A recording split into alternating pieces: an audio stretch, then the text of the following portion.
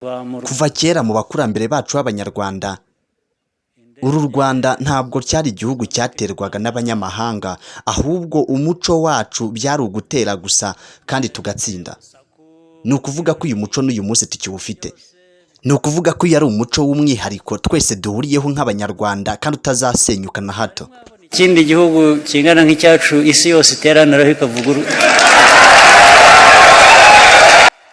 intego ni imwe gusa, ni ukugendana u Rwanda ku mutima, kuruhorana, kuruvuga ibyiza, kurushakira ibyiza imahanga, kurugendana, kurwimana no kurusabira.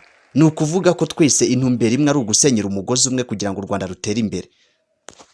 Mbese nkubaze, kuba dufite u Rwanda rutekanye uyu munsi ni ukubera iki? Ni inkotanyi cyane, ni intore zirusha intambwe, ni umuyobozi mwiza.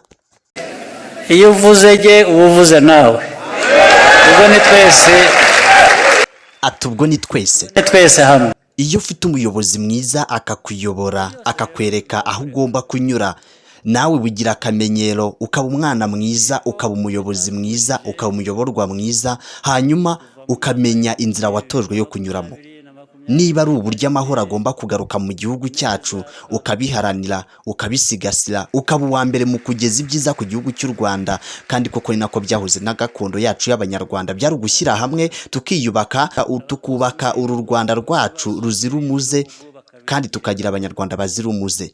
Gakondo y'Abanyarwanda, uru Rwanda, umuntu wese wabaga ufite ikibazo kigendanye n'indwara arwaye, aho ariho hose ababara, aharibwa, yavugutirwaga umuti. Ni ukuvuga ko kuvugutirwa umuti mu Kinyarwanda kimbitse neza ni ukukuvura ugahabwa umuti w'ikibazo ufite. Wari uzi ko ibibazo byose bishaka kudutera dufite umuti wabyo? Umuti urahari. Umuti wabyo urahari.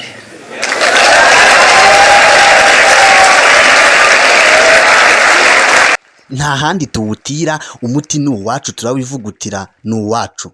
Umuti urahari w'Ikinyarwanda. Si Umutanzaniya nka wa muceri mwumva, si Umupakisitani nka wa muceri mwumva, si uw'i Burundi, si uwa Tanzania, si uwa Uganda, ni umuti w'Ikinyarwanda. Turawuvuguta, tuzi abo tuwuvugutira, kandi ugomba kubafasha. Abishuka gutera imijugujugu Abanyarwanda, tuzi kuvuguta umuti. Mbese wumva uwo muti ko wabugenewe bande? Bakazana ibibazo ku Rwanda tutahamagaye, uwo muti bazawunywa uzabavura. Ntabwo mbabeshya. None wowe w'inyangarwanda wumva ko nta cyiza wakwifuriza uru Rwanda, ubwawe n'intekerezo zawe zipfuye, utekereza ko uyu muti wawuvugutirwa he? Mbese utekereza ko hari abandi bantu baturuka imahanga bakaza kuwutuvugutira? Igisubizo nta kindi, ni abavuka i Rwanda. Abana banyu, bashiki banyu, basaza banyu bazi kuvuguta umuti.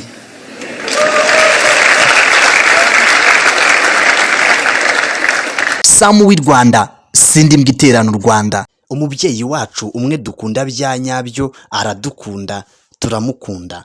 Muraho cyane.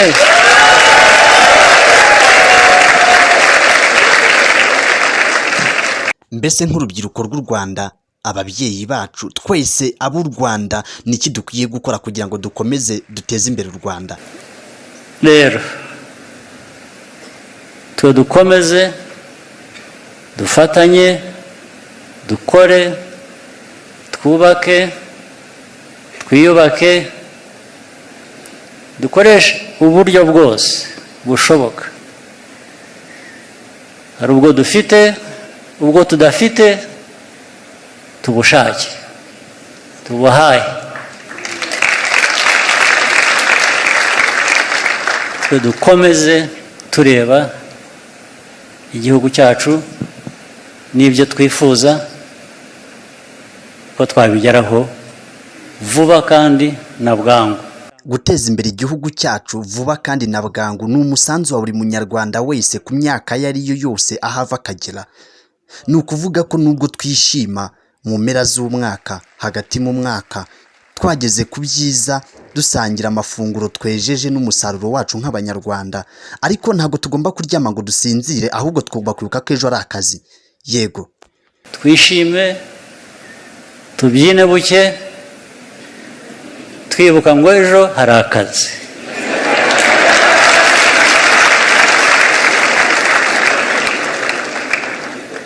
Niyo mpamvu mvuga rero ngo mwidagadure. Umuntu iyo yidagadura ibyo byomba bitekereza, ntacyo yumva yishinja ngo avuga ati nahemutse, nagize ntya, sinari nkwiye kuba ngira ntya. Icyo gihe biba kwizihirwa, kwishima, ibyo bindi byose ubitekereza. Niko bikwiye, ni umuco wacu, ni politike yacu. gutera imbere nk'abanyarwanda ni umurimo, ni ugushyira hamwe, ni ukuvuga ko buri muntu wese agomba kubyuka akazinduka kare, akagira igitekerezo muri we cyo kuzimya televiziyo, hanyuma agafata isuka cyangwa akajya mu kazi ke ka buri munsi. Ni wa mwanzuro utuma uva mu mashuka ukajya mu kazi kari butume uteza imbere igihugu.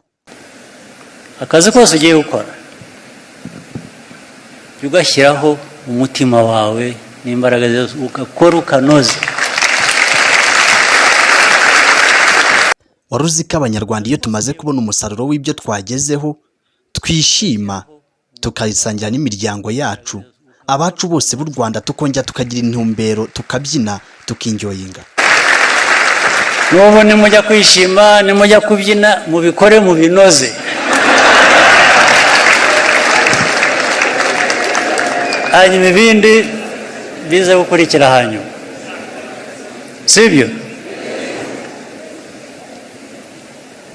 Nyuma y'ibikorwa byacu n'umusaruro uduteza imbere, umubyeyi araza tugasabana, tukajyana umushyikirano, tukishima, tugahiga. Jya mwigeze mubona hari telefone mfata mfotora abantu? Nazanywe hano no kwishima hamwe namwe, nibyo dukwiriye gukora. Ibindi mubirekere, hari abanyamwuga babyo aba aribo babikora. Dore nguyu aranyumva inyuma yanjye.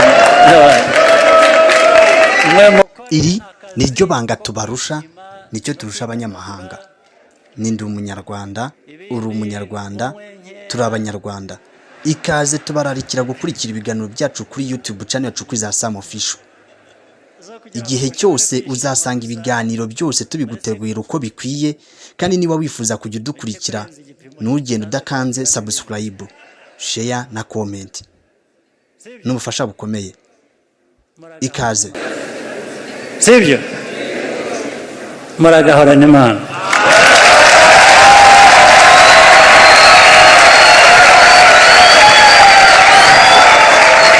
Samu w'i Rwanda, sindi mbwiterana u Rwanda.